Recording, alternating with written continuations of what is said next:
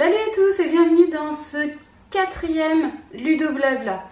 Il a été un petit peu mis en attente quelques temps parce que j'étais pas mal occupée, mais ça y est, il arrive et ça me tardait parce que j'ai des jouets à ramener à la ludothèque après. Notamment les porteurs, on va commencer par ça. Si vous avez suivi les Ludo Blabla précédents, vous aviez vu que j'avais emprunté ce porteur et je vous avais dit que je comptais en emprunter d'autres pour voir s'il me plaisait plus. Petit point sur ce porteur, juste avant de parler des autres. Dans le précédent Ludo Blabla, je vous ai dit que mon fils avait tendance plutôt à le pousser plutôt qu'à s'asseoir dessus.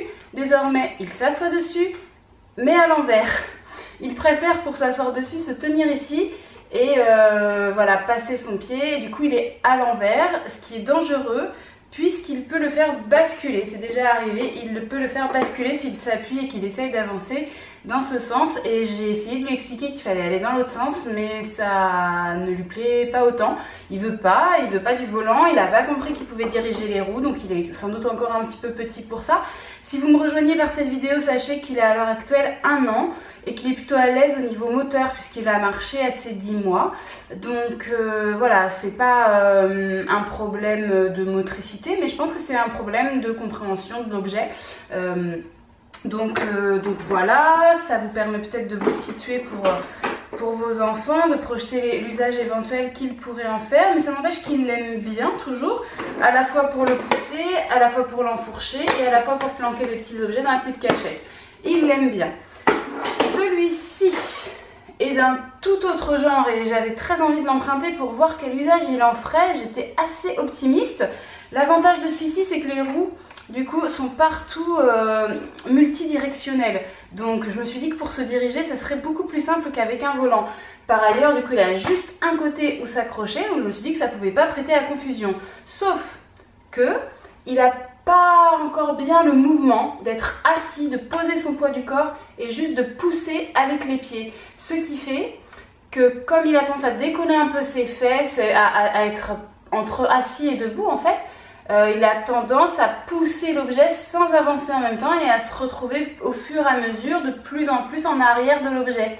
Chose qui n'est pas possible avec celui-ci puisqu'il y a, voilà, s'il pousse, il y a toujours d'un côté ou de l'autre quelque chose qui le bloque dans le dos. Là, ici, il n'y a rien derrière, donc les objets comme ça, c'est peut-être un petit peu plus tard dans l'usage que ceux qui ont un appui postérieur. Ceux qui ont un appui postérieur peuvent être utilisés plus rapidement que ceux qui n'en ont pas. Je n'avais pas pensé à ça, donc celui-ci, eh bien, il s'est amusé à le faire glisser, mais il l'exploite très peu. Ça fait partie des objets que je vais rendre, et pourtant, ça fait partie des objets qui me plaisaient esthétiquement parlant.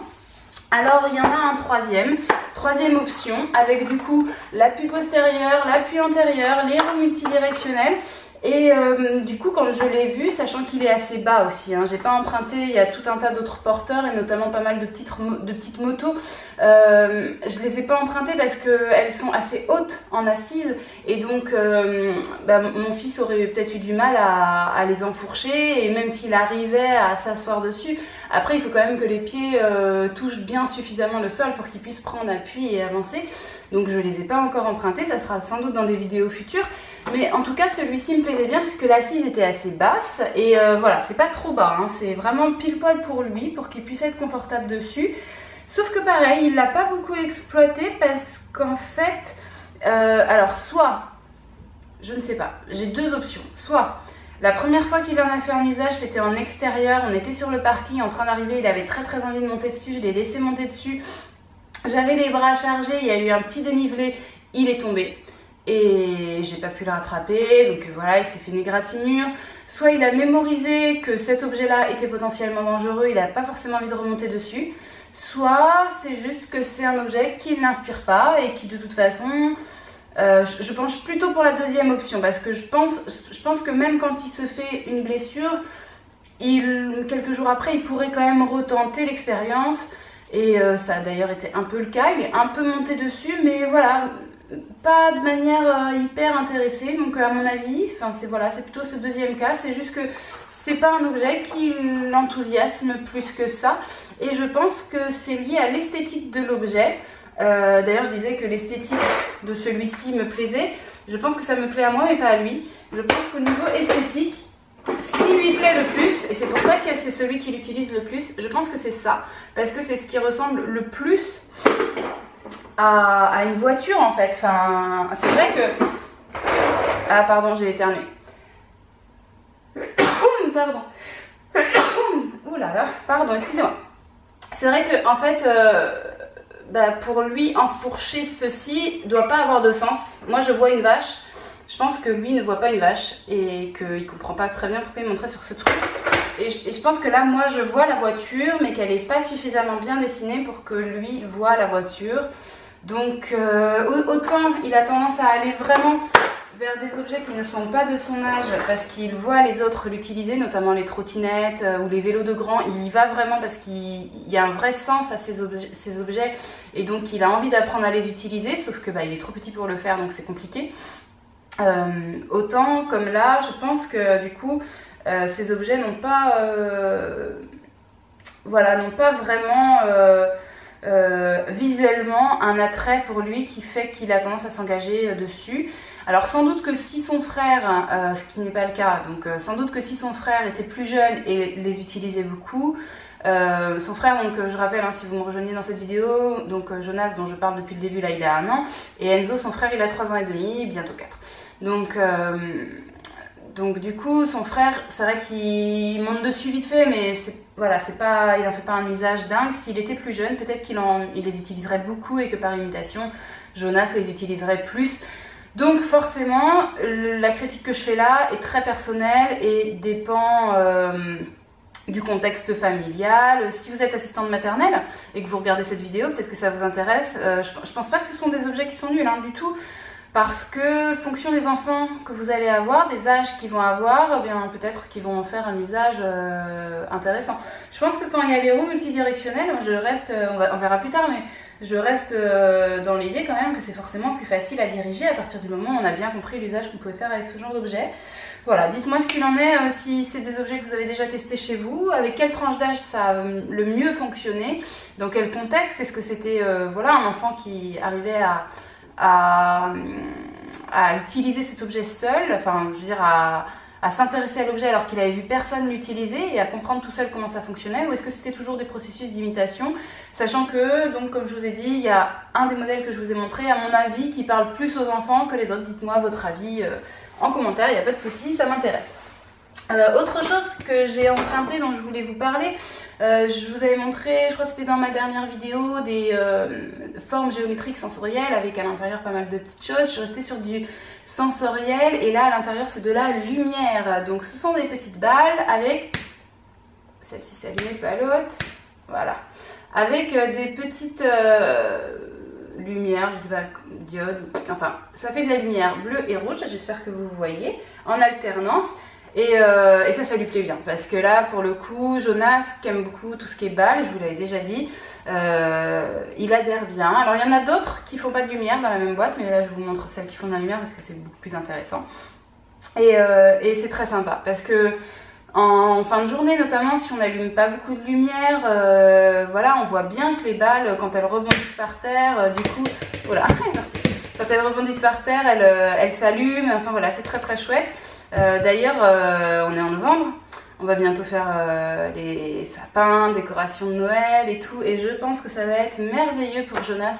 On en reparlera sans doute dans une prochaine vidéo de tout ça, mais je pense que pour les enfants, il y a un côté vraiment magique à toutes ces lumières là de fête, et merci à tous les gens, ça n'a rien à voir, je divague complètement, merci à tous les gens qui décorent leur balcon, maison, compagnie dehors. À condition que ce soit fait avec des LED, je crois que c'est ça, qui consomment très peu d'énergie. Mais moi, je sais que j'avais un monsieur qui décore énormément sa maison. Sa maison, ses sapins, ses trucs à côté de chez nous, là, c'est magnifique. Et je lui avais dit, mais niveau énergétique, ça doit vous consommer beaucoup. Il m'avait dit non, ça consomme à peu près 1 euro dans tout l'usage qu'il en fait. Il a compté que ça consommait 1 euro. Il m'a dit, ce qui est cher, c'est l'achat du matériel et l'installation quand il y a des fixations à faire sur un mur ou des choses comme ça. Mais après, au niveau énergétique, ça coûte rien du tout. Donc voilà. Fin de la digression. On en reparlera. Je termine. J'ai encore 2 choses à vous dire. La première chose, c'est que je vous avais dit que Jonas était à un âge où il manipulait beaucoup, il faisait des encastrements et des empilements. Alors, je vous en avais déjà montré un jeu d'empilement, hein. Mais là, j'en ai trouvé un très simple parce qu'on n'est pas obligé de tout utiliser ensemble. Alors ça, c'en est un différent. Et là, les 4, ils vont ensemble. Mais on n'est pas obligé de tout sortir. Au début, j'en avais sorti que un et on s'est juste amusé à enlever, bien sûr pas tout en même temps, enlever et remettre, sachant qu'il l'a fait de manière répétée, il a beaucoup aimé. Et puis après, ce qu'on peut faire, on peut s'amuser à avoir un vide à un plein et à passer du plein au vide. On peut s'amuser à mélanger les couleurs et puis voir si l'enfant fait du tri, ce qui n'est pas le cas de Jonas pour l'instant. Pour l'instant, il ne sélectionne pas les couleurs pour les mettre pour les ordonner sur le bâton qui correspond, mais ça pourra venir plus tard. Et donc je les ai vraiment bien aimés ceux-là parce qu'ils n'étaient pas accrochés tous ensemble. Je trouvais que ça rendait l'exercice plus facile. Néanmoins, c'était devenu trop facile pour Jonas, donc j'ai voulu en tester un autre qui est de la marque Plantoys. Voilà, Plantoys, je crois que je vous en ai déjà parlé.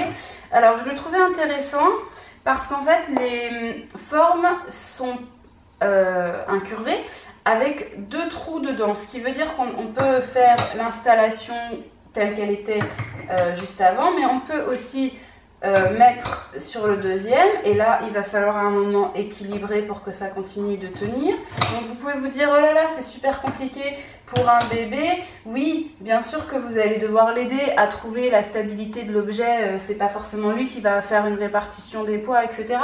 Mais en fait, ce que je trouvais intéressant, c'était de lui proposer quelque chose qui avait 2 trous et qui avait donc une manipulation différente du simple rond avec un trou, puisque ça commence à devenir un petit peu trop facile pour lui.